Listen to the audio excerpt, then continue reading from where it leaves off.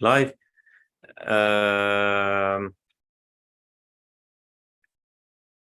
And patient with the moderate to large, there will be a delay of the growth and the development. It will affect their exercise tolerance with repeated respiratory infection and heart failure during their infancy. In case of prolonged pulmonary hypertension, there will be cyanosis and decreased level of activity. Upon physical examination, small VSD, they will be normal babies. I can observe a poor weight gain or signs of heart failure in case of patients with large VSD and their early life. In case of the Eisenmenger syndrome, we can find the clubbing and cyanosis. The pericardium examination, I can find a systolic thrill and the left sternal and the left lower sternal border. There will be a pericardial plug and hyperactivity in case of large VSDs. Normal intensity of the P2 sound with small shunt, and it will increase with increase of the size of the VSD. There will be a loud single S2 sound in patient with pulmonary hypertension. There will be a systolic murmur that is graded between 2 to 5. There will be a hollow systolic or early systolic murmur. Diastolic rumble, it can present with larger sizes of the shunts. In case of the infundibular VSD, there will be a early diastolic FD crescendo murmur that is graded between 1 to 3. ECG with the small VSD, it will be normal. A moderate VSD, we can find the left ventricular hypertrophy and followed by the left atrial hypertrophy. And with larger effect, the ECG will show the effect of the both ventricle. In case of the it will show the biventricular hypertrophy with the presence or the absence of left atrial hypertrophy.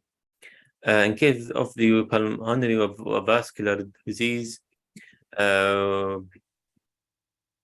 we can find an isolated right ventricular hypertrophy. Upon the cardiography, there will be different degrees of the cardiomegaly, increase in the pulmonary vascular bed, the degree of the cardiomegaly, and in case of the increasing and the pulmonary vascular markings, they will directly relate to the magnitude of the left to right shunt. In case of the pulmonary vascular disease, the main pulmonary artery and the hilar pulmonary arteries, they can be enlarged, but the outer sides or the peripheral fields of the chest X-ray will be ischemic. Echocardiogram is the gold standard for the diagnosis. It can identify as the number of the VSD that is present, the precise location, and the size as well.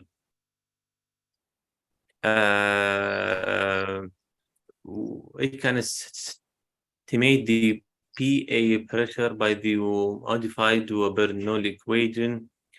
We can identify different defects, as it can be part of a complex cardiac defect, and it can estimate the magnitude of the shunt between the ventricles. And with this picture that shows a different kind of or different classification of the VSDs that can be seen on the different images of the echocardiography.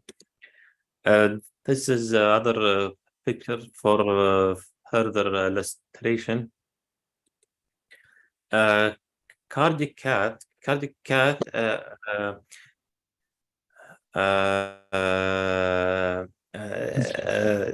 it can reflect the shunt between the ventricle, between the left to right, by estimating or by finding that there will be an increase in the oxygenated blood in the right ventricle. And the pulmonary artery level. Small defect, the pressures are normal. Of larger defects, they will be close to the systemic levels. In case of the left ventriculography, we can determine the size and the number, and to establish this the septal relation of the great arteries to one another, and the relationship between them and the ventricle. And we can check for the aortography to in case of the presence of the other cardiac defect or cardiac anomalies, such as the case of the aortic coarctation. The management, it can be medical and surgical. The medical management, we usually treat for heart failure symptoms in case it is present. we can supply him with oxygen, instruct the patient to rest, the diuretics, digoxins, and the vasodilator. And because there is increased risk for the infective endocarditis, we usually give a prophylaxis antibiotics. An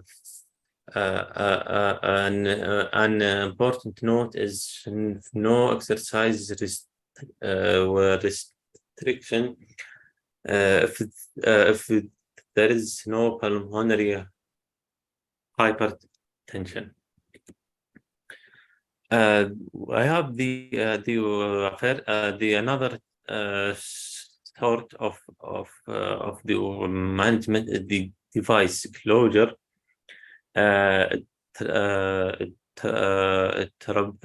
VSDs, they were proved more amenable to this technique, as it got a simple anatomy, or a straightforward anatomy, and a muscular trim in which the device it can be attached very well in the muscles, and therefore it will result in an excellent closure rate with low procedural related mortality. A more challenging type is the perimembranous VSD. That is because of its close relation to the valve. This is the device, the amyotrophic muscular VSD occluded. Consists of three components: LV disc, the connecting waist, and the RV disc. The polyester fabric is present in both disc and the connecting waist.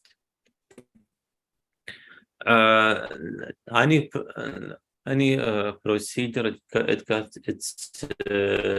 its unique complications, such as the movement or the immobilization of the device.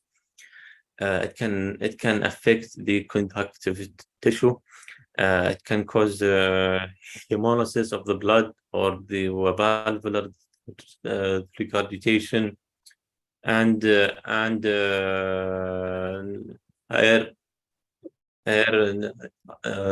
embolism. Surgical management.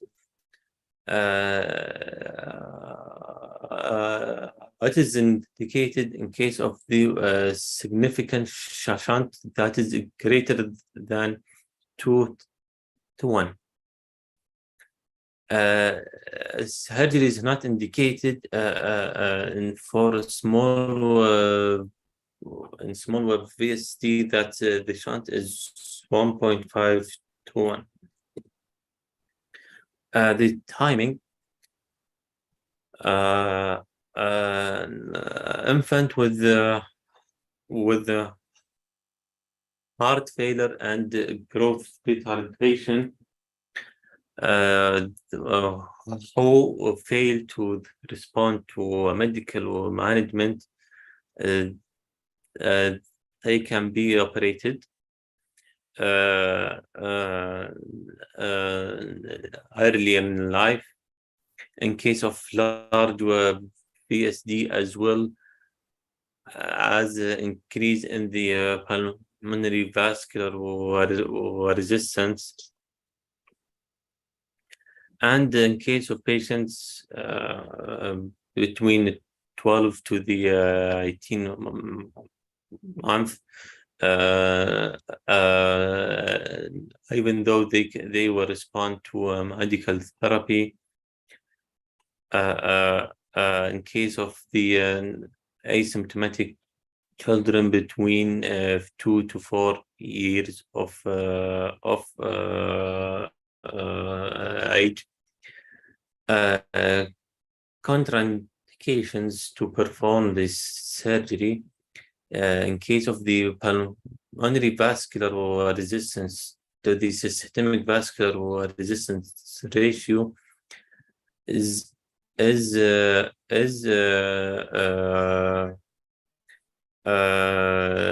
equal to 0.5 or greater, or in case of the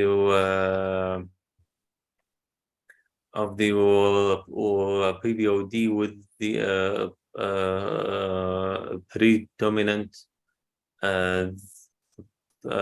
right to left shunt, like in case of the Eisenberg syndrome. The procedure of the PA banding as a palliative procedure is no longer performed unless additional lesions make complete repair difficult. Direct closure of the defect is carried under a hypothermic bypass, preferably with no right ventriculotomy, most perimembranous and inlet of PSD. They are repaired by a common procedure called the transarterial approach. I can do an incision in the main pulmonary artery in case we have the outlet defect. Apical VSD, they may require apical right vent or ventriculotomy. The surgical mortality is very low. It is less than 1%.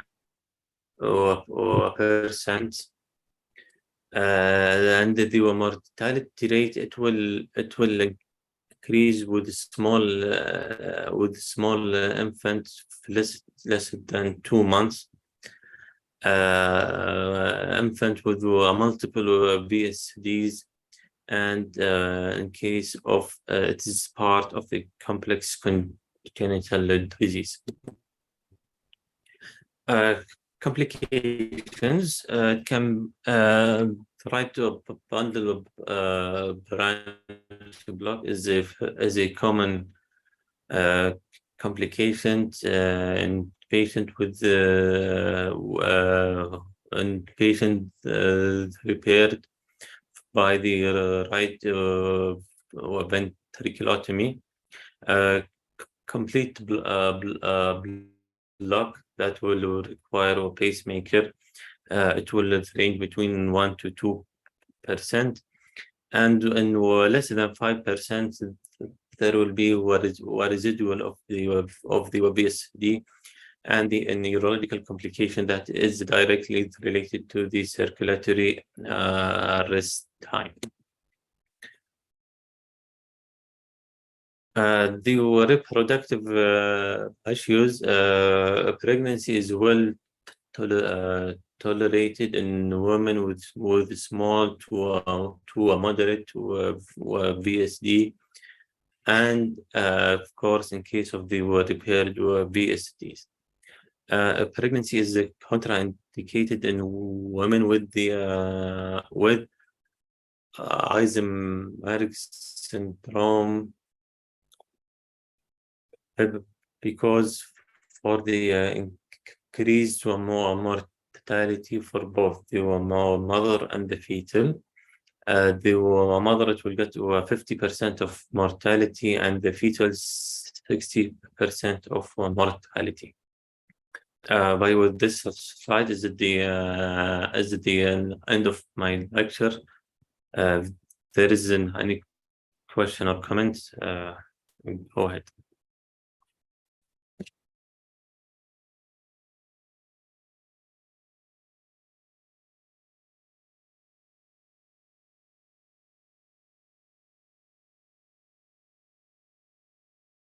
Okay.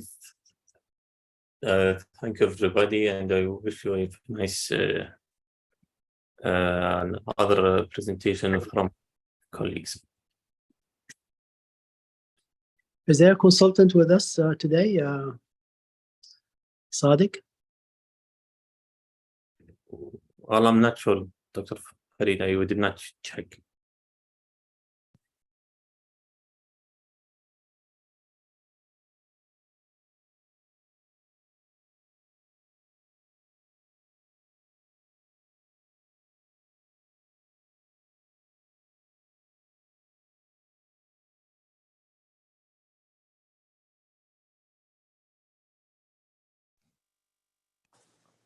So we'll start the next presentation by Dr. Shada after 10 minutes.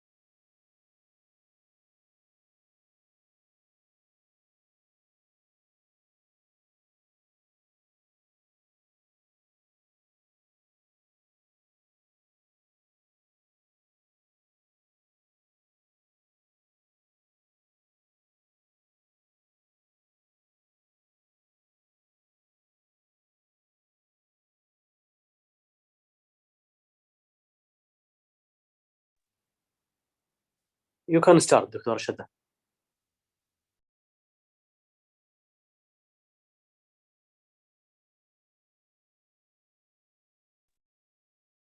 Okay, assalamu alaikum everyone. Today we'll talk about tetralogy of Fallot.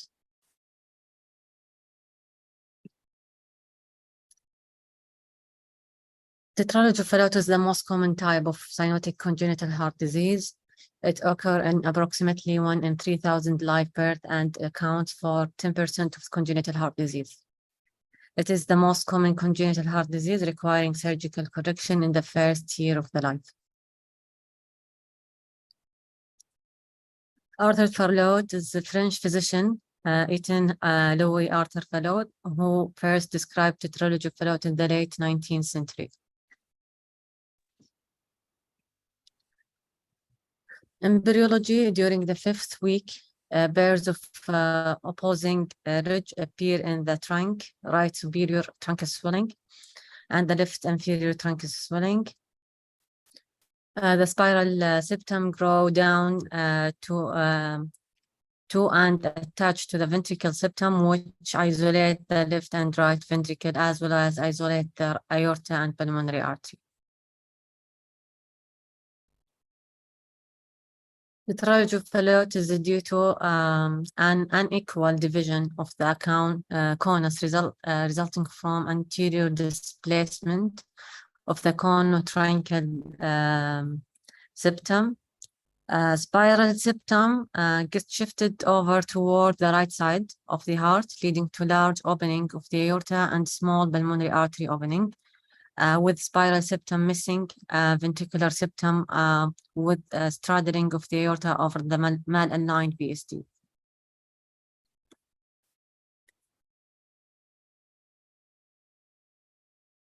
Tetralogy of Fallot forms. There are several forms of this defect. The most common one are obstruction of the right ventricular outflow, pulmonary stenosis, ventricular septal defect, dextral positioning of the aorta with septal overriding of the aorta, and the right ventricular hypertrophy.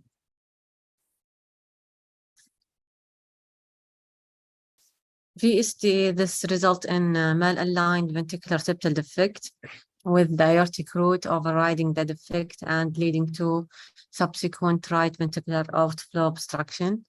VSD is commonly located in the premembranous region of the septum, and the VSD can extend into the muscular septum.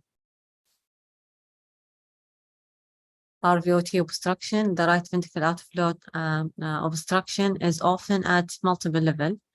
The anterior and cephalic division of the infundibular septum result in subvalvular obstruction. Hypertrophy of muscular band in the region can further accelerate subvalvular obstruction, and the pulmonary valve annulus is usually hypoplastic, and the pulmonary valve itself is frequently bicuspid and stenotic. Overriding the aorta is displaced to the right over the VSD rather than the left ventricular, leading to blood flow from both ventricles into the aorta, like in this picture.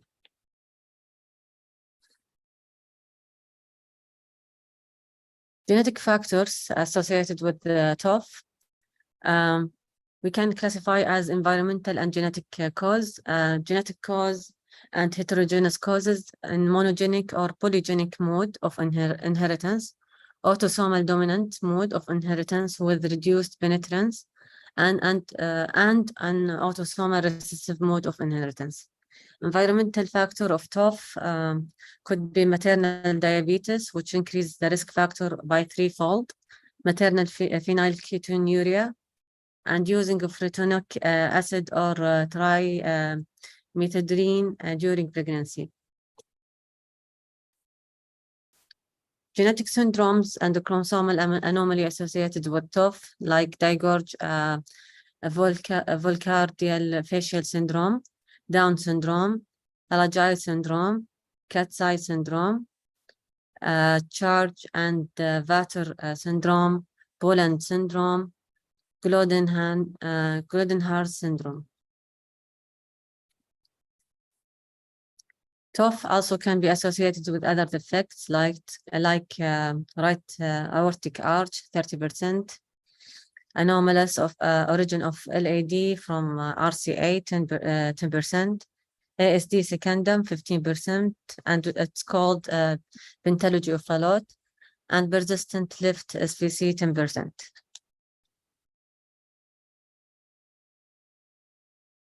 Pathophysiology. VSD large enough to equalize the pressure in both ventricles. There is little or no left to right shunt. The RV hypertrophy is secondary to RVOT obstruction, and the overriding of aorta varies. Pulmonary stenosis is the most vital abnormality in TOF. The defects largely depend on the stenosis of pulmonary artery and pulmonary and systemic resistance to the blood flow. If the pulmonary artery resistance is more than systemic, right to left shunt is occur. If systemic vascular resistance is more than pulmonary artery resistant, left to right shunt. The more severe of pulmonary stenosis, it will lead to bigger the left to right shunt and will lead also to less flow into the pulmonary artery. So blood flow from systemic circulation going to the right atrium, going to the right ventricle through the VSD and pulmonary artery resistance.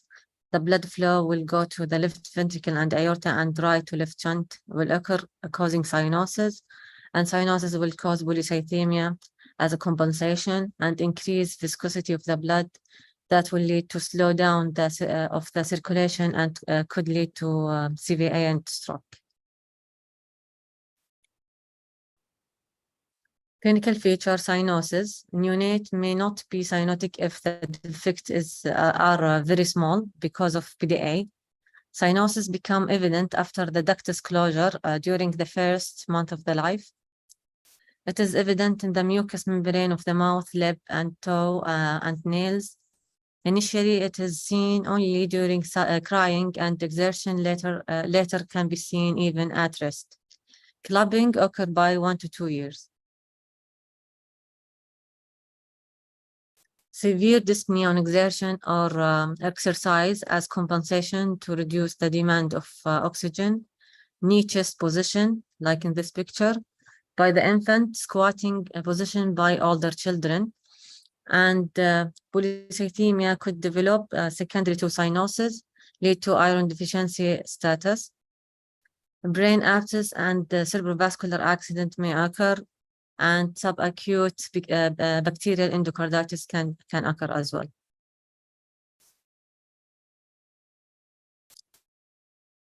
TOF associated with the paroxysmal dyspneic attack, anxious blue spell. It is an episode of intense cyanosis that occur predominantly in awaking from sleep, or during or after crying, during or after defecation, during or following feeding. Prolonged episode may lead to unconsciousness, convulsion, hemiparesis, or death.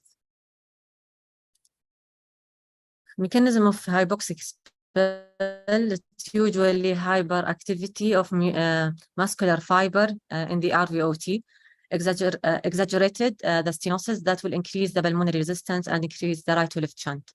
Some spell may be caused by decrease in peripheral resistance, the right to left shunt to increase the pulmonary blood flow to the decrease. Low oxygen stimulate the respiratory center that will lead to hyperventilation, then hyperpnea, increased systemic venous return, and the presence of fixed right ventricular outflow tract obstruction result in increased right to left shunt. Management of hypoxic spell: the infant should be picked up and held in knee chest position. Oxygen, high flow, oxygen concentration start. Morphine sulfate, 0.2 milligram per kg to suppress the respiratory center and abolish the hyperapnea. Acidosis should be treated with sodium bicarb. to reduce the respiratory center stimulation or the effort of the acidosis. Also, beta blocker can be started like propranolol. If the hypoxic spell don't fully respond to these measurements, so sedation, sedative medication can be started like ketamine, and vasoconstrictive medication like phenylephrine can be started. In physical examination, clubbing of the finger and toe is proportional to the level of the cyanosis and varying degree of cyanosis and tachypnea.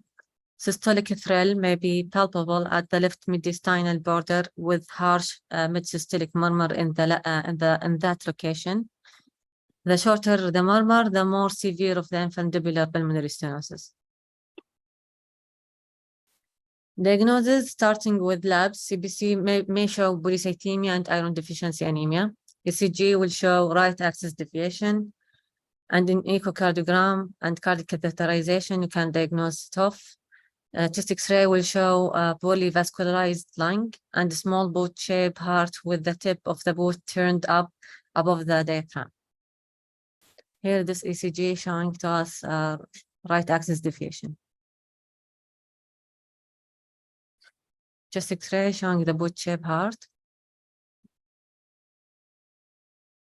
And echo, this is parasternal long axis of view showing the overriding of aorta and subaortic VST.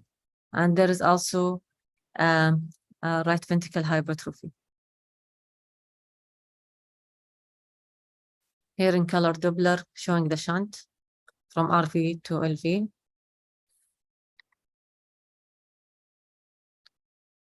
Medical management started with prostaglandin E to maintain the patency of ductus arteriosus, and management of the spills, as we discussed before. Oral propranolol can be started, and treatment of iron deficiency anemia and dehydration. Antibiotic can be started as a prophylactic for infective endocarditis.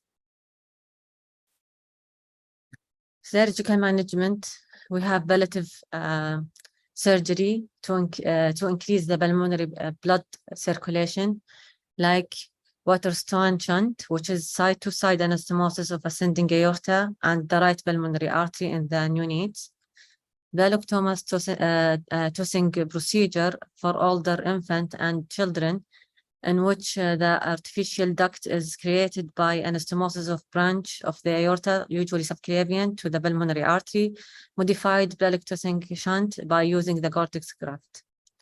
Avoid blood pressure measurement and venopuncture in affected arm after Balloctossing shunt, and pulse will not be palpable in that arm because of use of subclavian artery for the shunt. Palliative surgery to increase the pulmonary blood circulation, like SPOTS procedure, which is direct anastomosis of upper descending aorta to the left pulmonary artery. Brooks procedure is direct operation, pulmonary valvotomy, or infundibular resection for the pulmonary stenosis. This operation increases pulmonary blood flow, but does not correct the ventricular septal defect. Here in this picture, comparison between the classic and modified Balloctossing shunt. Here, direct anastomosis, and here using Gore-Tex graft as anastomosis site. Here is the direct anastomosis between ascending aorta and pulmonary artery with Waterstone shunt, and Botts shunt. It's between the descending aorta and the pulmonary artery. Total surgical repair of TOF. The aim of total surgical repair is to relieve the right ventricle outflow tract stenosis by careful resection of the muscle, to repair the VSD with Gore-Tex patch or homograft, correct the pulmonary artery stenosis by valvotomy, and to close the already created shunts. Additional repetitive or reconstructive surgery may be done on patients as required by their particular cardiac anomalies. Here in this picture, we can see Gore-Tex graft with Bludgeted closing the VSD. Here, pulmonary valvotomy involves the pericardial and patch to reduce the stenosis and pericardial patch to reduce the subpulmonary stenosis. Complication of the surgery, bleeding problem may occur during post-operative period, especially if the patient already have polycythemia. Pulmonary valve regurgitation, severe or moderate regurgitation, but it will be well tolerated. Residual VSD, right bundle branch block on ECG caused by moderate brand resection, which occur in more than 90% of the patient as well tolerated. Complete heart block less than 1% and ventricular arrhythmia are both rare. This is the end of my presentation. Any questions?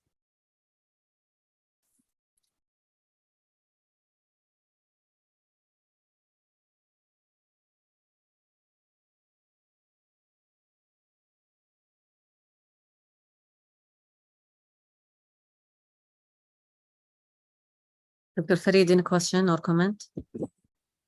Thank you, Shada. I think for this presentation and the previous presentation, this is probably, if you know all this, you probably don't need to know any more for your boards. It's enough depth of knowledge that required for the board. One more question, Shada. How often are we using cardiac cath in the diagnosis and the management of patients with tetralogy of Fallot? Maybe used to see if any pulmonary hypertension before the correction. So usually we don't usually use cardiac cath, and the incidence of pulmonary hypertension is rare because of the well-protected pulmonary circulation, because of the severe pulmonary stenosis that those patients have. So occasionally we label them as pink tetralogy, meaning that they have enough flow to the lungs that prevent the presentation with cyanosis. But very rarely we do see cases of pulmonary hypertension. And if that's the case, it may be related to the number of capillary, as it has been proven by studies, the number of capillary bed that's available under the high power field microscopy, indicating that we have deficient capillary bed in those patients. But it's very rare. So most of our patients undergo surgery without having cardiac cath. And we, in the echo, we stress the fact to look for the definition of the anatomy, but also to look at the coronary to see if there is any abnormal coronary that crosses the RVOT, where we may need to use a patch there. If that has been proven, or at least suspected, then cardiac cath will be done. And if that's proven, then we delay the surgery either by using a shunt if we have to because of the hypoxia, or just tolerating the clinical scenario until the patient reach a certain weight where we can use an RV to PA conduit away from the abnormal coronary. The abnormal coronary is the one that's suspected or confirmed is an LAD that comes from the right coronary artery, and that crosses the RVOT and can create a major problem for the patient with severe LV dysfunction or even death if it happens inadvertently being cut at the time of surgery. That's the only comment I have. What's the most common arrhythmia that you see on those patients postoperatively? Right heart block. Just like you said, heart block is rare, especially after the modifications of the closure of the VSD, avoiding the conduction tissue, and that has been reduced, if you remember, from Kirkland to less than 0.5%. Still, some people who are that not very careful, taking sutures around that area where the conduction tissue crosses from the at the peak of the triangle of Koch toward the through the or just adjacent to the annulus of the tricuspid valve on the superior margin of the VSD. If you are not careful enough, you may damage the conduction tissue, but it's very rare. The most common arrhythmia is jet, and you need to know how to manage cases of jet. Usually during your third year, by the time you have done your critical care rotation, you should be aware of this arrhythmia and how to manage it. Again, it's called jet. Huh? Okay, Thank you. thank you. Okay, thank you, everyone. Let's stop right here.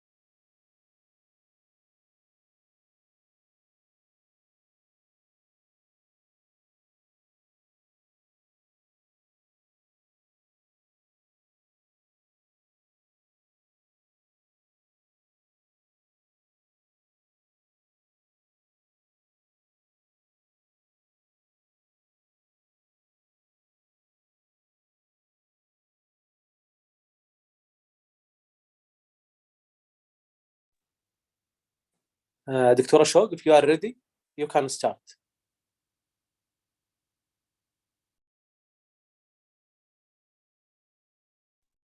Yes, I'm ready.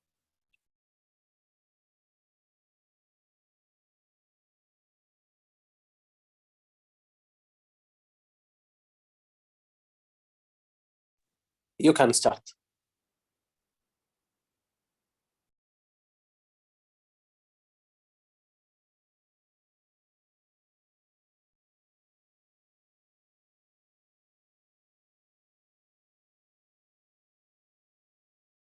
Can you all see my screen now?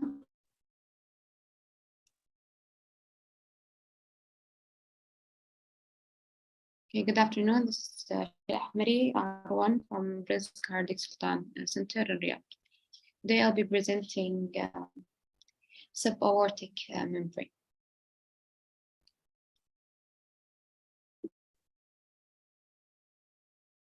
So the subaortic membrane is the second most common type of aortic stenosis, which compose 40% of left ventricle outflow tract. The first type would be the valvular aortic stenosis, being the most common cause with 70%. It's a male dominant disease and considered acquired, and there is a reason why some literature consider it acquired diseases. Usually it's present in the first decade of the life. Its morphology, it has three types. First one would be the thin crescent-shaped membrane just below the aortic valve. Sometimes it's called discrete subaortic stenosis, which represents 75 to 85% of the cases. Second type would be the thick fibromuscular ridge, and third one would be tunnel or tubular, which is long, narrow fibromuscular along the left ventricle outflow tract. The subaortic stenosis caused by thin fibrous membrane is more focal in contrast to a fibromuscular ridge, which cause more diffuse obstruction and often result in tunnel-type lesion that's associated with a greater degree of stenosis and presentation. As we can see here, as I mentioned, this is the most common type, which is the crescent one. This would be the fibromuscular ridge, and one would be the tunnel or tubular, which, as I described, is long and narrow. As we can see here in this echo, this is the aortic valve, and this is the mitral leaflets. This would be the subaortic membrane.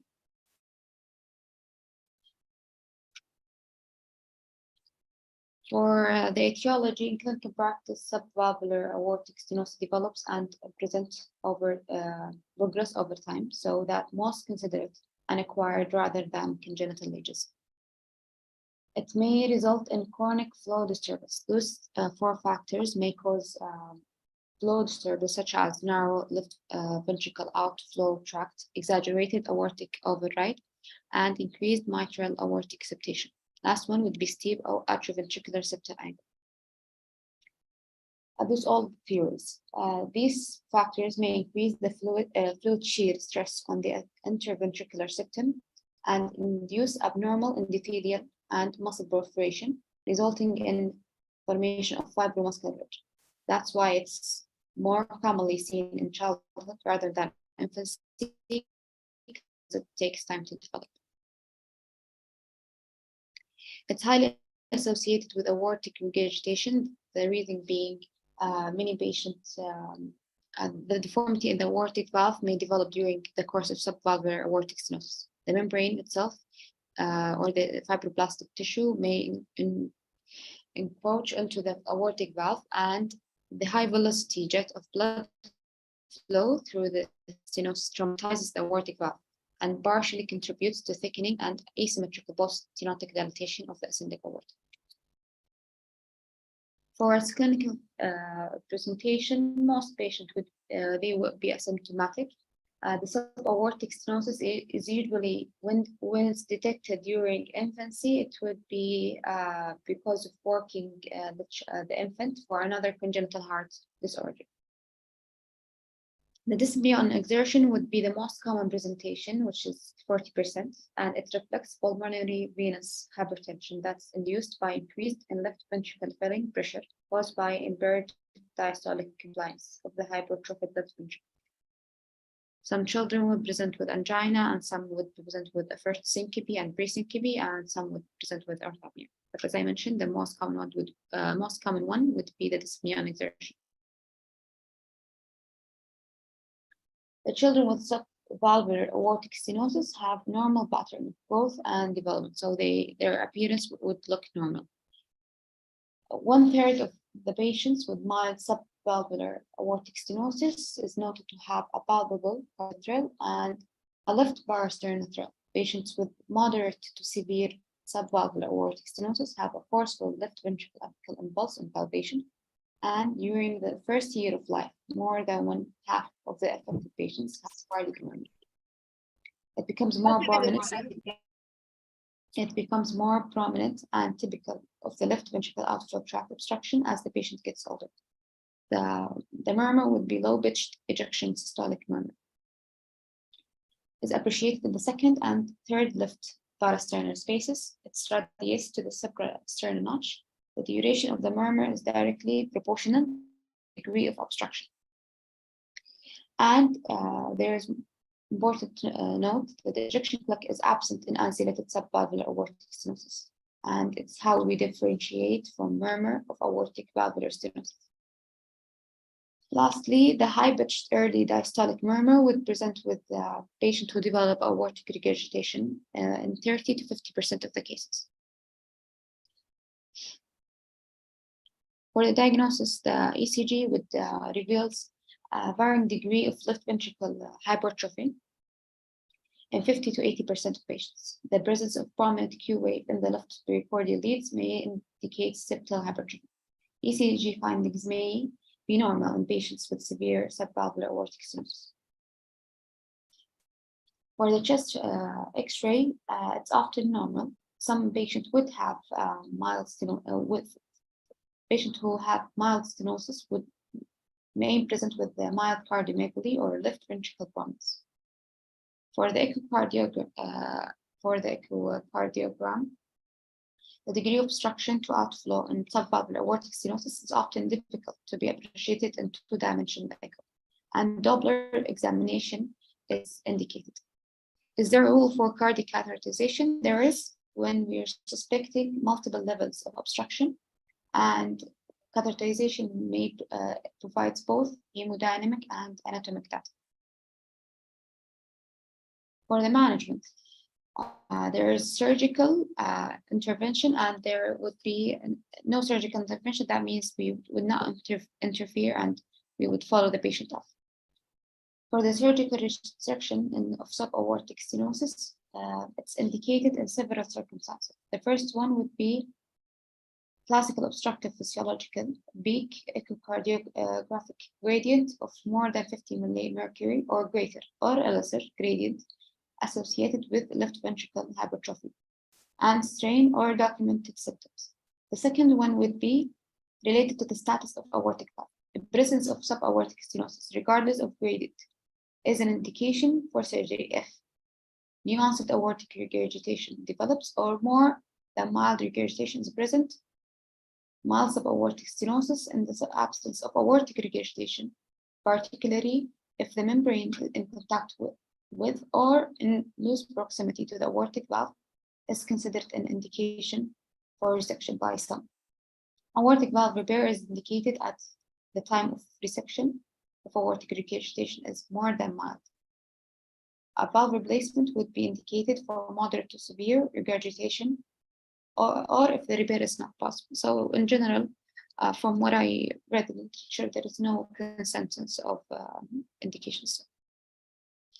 To summarize it up, the criteria and timing of intervention for subvalvular aortic stenosis are controversial. Early intervention in these patients is counterbalanced by the high post-operative incidence of recurrence, late reoperation, and development of aortic regurgitation after relieving the obstruction. So in children and adolescents with Doppler mean a gradient of less than 30, we would not interfere. this is some surgery preference, we would follow the patient up. If the gradient is more than 50 millimercury, we would surgically treat the patient. Between 30 to 50 may be considered for surgery if they are symptomatic with angina, syncope, or dyspnea. On exertion, if they are asymptomatic but develop changes on ECG at rest, or with exercises or older age at diagnosis. So some recommend the surgical intervention at any patient who has left ventricle outflow of tract with gradient more than 50 millimercury, and in infants or young children up to school age with a well-defined gradient more than 30 millimercury. Prevention of aortic regurgitation itself alone is generally not a criteria for our surgery. However, the progression of and worsening of regurgitation to a significant grade is indication for surgery.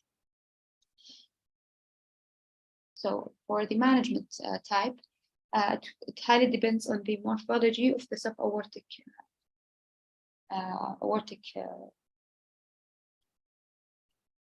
and the severity of presence of aortic regurg. There are 4 types of intervention: membrane resection, myectomy, and aortic valve repair versus replacement. Last one is cono or modified cono procedure, which is the most complex one. As we can see here, this is the resection of the subaortic membrane. In picture A, there is the surgeon performed aortotomy to access the aortic valve. And as we can see here in picture B, subaortic ridges is exposed by retracting right coronary cusp. Then a broken alliance indicates the proposed incision points. With a scalp, the scalpel is used to make 2 incisions through the fibromuscular ridges here.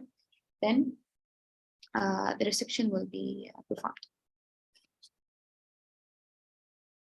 Those are my references, and thank you all.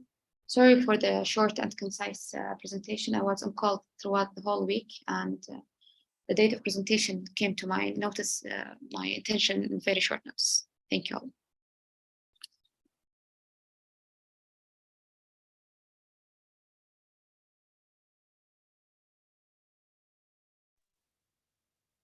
Thank you, Dr. Shob. By this, we conclude our activity today. See you next week, inshallah.